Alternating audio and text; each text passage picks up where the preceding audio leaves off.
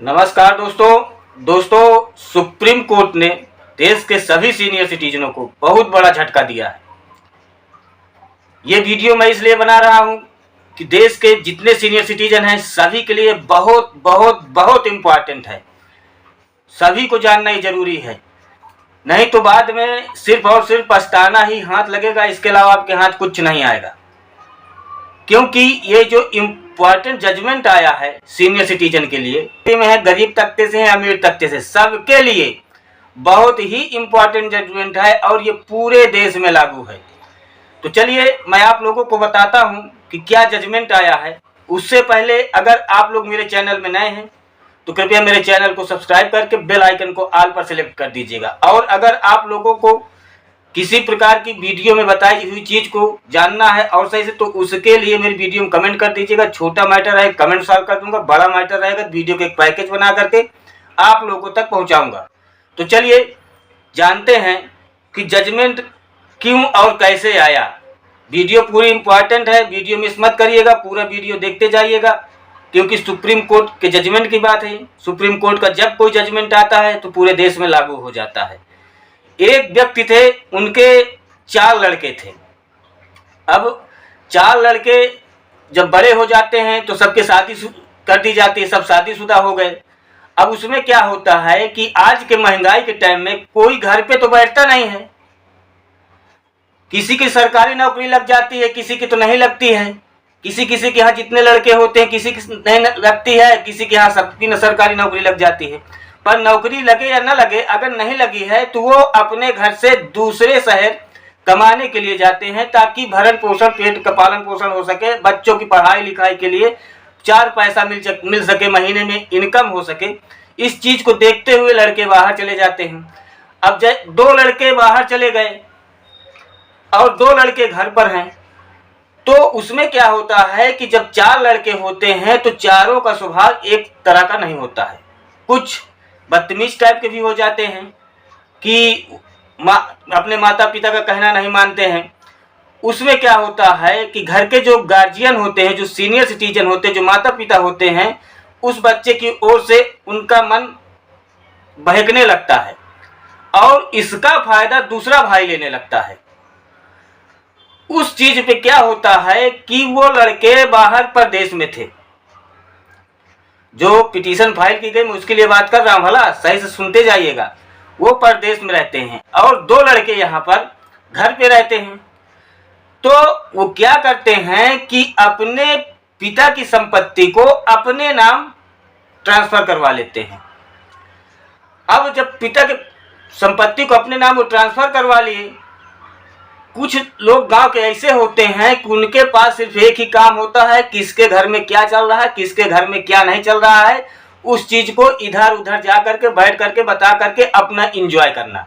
वो घर से बिल्कुल फ्री होते हैं, वो टेंशन फ्री भी होते हैं क्योंकि माता पिता के पास पैसा होता है उनके, तो वो बिल्कुल उनका पूरा दिन यही काम होता है, जिससे देहात में एक नारद का नाम दे दिया जाता है।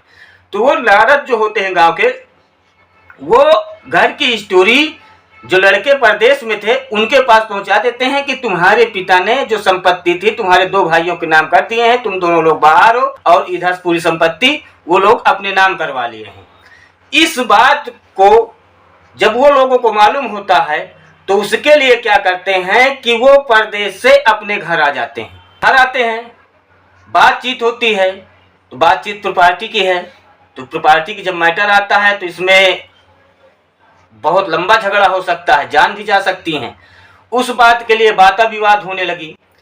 जो भाई लिए हुए हैं वो कह रहे हैं हम नहीं देंगे, अब पिता तो ट्रांसफर कर ही दिया है।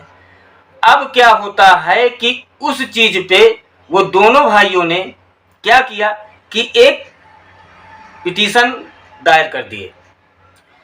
अब उसमें जब पिटीशन पड़ी तो वो निचली अदालतों से, ट्रायल कोर्ट से हारते हुए हाई कोर्ट पहुंचे।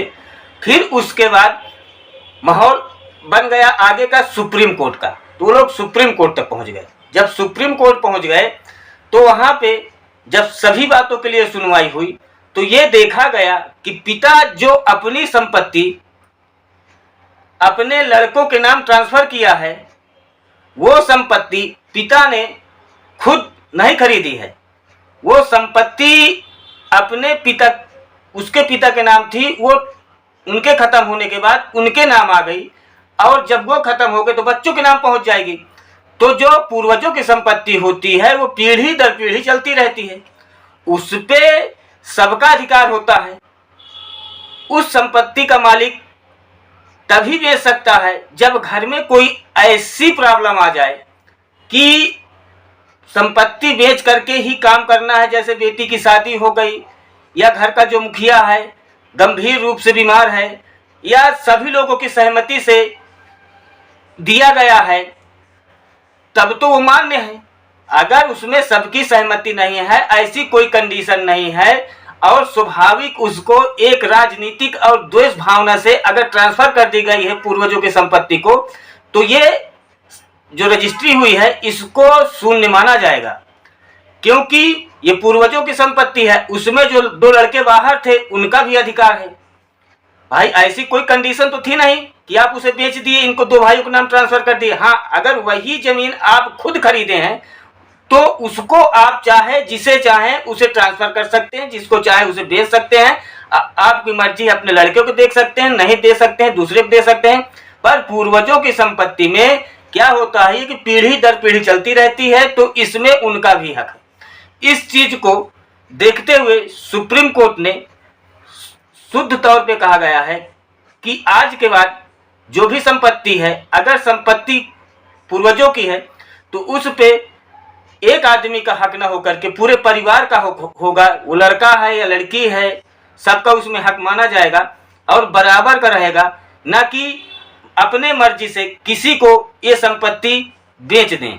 इस बात पे उन लड़कों को भी उसमें हिस्सा मिला, जो संपत्ति थी बराबर का डिवाइडेशन करवाया गया, और ये पूरे देश में सिस्टम लागू कर दिया गया है कि अगर कोई व्यक्ति है वो जमीन अपने से खरीद लिया है, अपने कमाई से स्वार्जित हुई है, उसको बेच दें या कुछ करें, उसमें लड़के कुछ नहीं कर सकते हैं। पूर्वजों की संपत्ति है तो लड़कों का भी पूर्ण रूप से अधिकार बनता है। तो ये सुप्रीम कोर्ट का जजमेंट बहुत ही महत्वपूर्ण है सभी सीनियर सिटीजनों के लिए, जिसको मैंने बनाया हूँ। और अगर आप लोगों को किसी भी प्रकार की और प्रॉब्लम आ रही है, कोई और जजमेंट जानना चाहते हैं किसी प्रकार की, तो उसके लिए मेरे वीडियो में कमेंट कर दीजिएगा।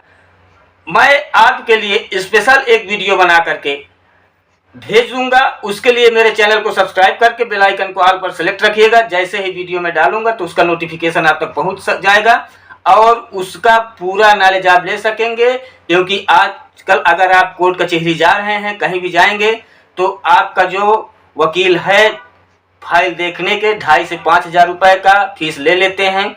तो ये पैसे से आप बच जाएंगे और कहीं आने जाने से बच जाएंगे। घर बैठ के ही आपको पूर्ण नॉलेज मिल जाएगा कि इसमें क्या होगा क्या नहीं होगा।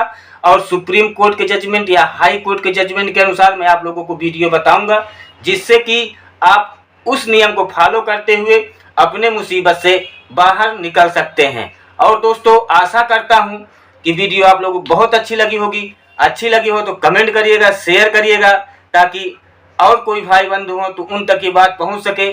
क्योंकि आज के टाइम पे जमीन का मैटर इतना लंबा चलता रहता है कि लोग बाग इसमें एक दूसरे को जान पे मारने पे आ जाते हैं।